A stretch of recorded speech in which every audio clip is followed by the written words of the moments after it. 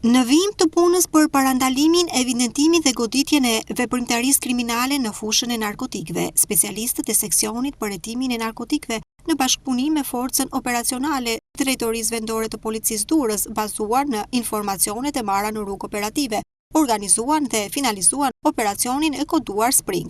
Si rezultat, u arrestua në flagrancë shtetasi me inicialet LC, 34 vjeç, banues në Lushnjë, për vepër penale, prodhim dhe shitjen e narkotikëve kryer në bashkëpunim.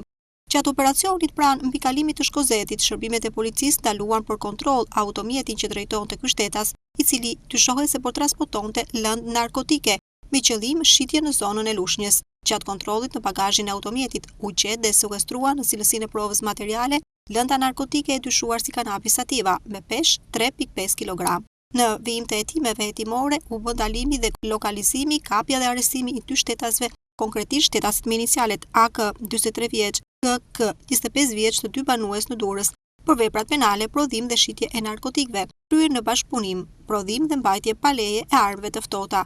Nga hetimet e para rezultoi se këta dy shtetas i kishin shitur shtetasit me inicialet LC në zonën e Spitallës në lagjën 15, lëndë narkotike që u sekuestruar gjatë operacionit. Gjatë kontrollit në automjetin me të cilit udhëtonin shtetasit me inicialet AK dhe GK, shërbimet e policisë gjetën dhe sekuestruan edhe një dorezë hekuri. Materialet i kaluan prokurorisë pranë gjykatës së shkallës së parë të jurisdiksionit të përgjithshëm Durrës për veprimet të mëtejshme.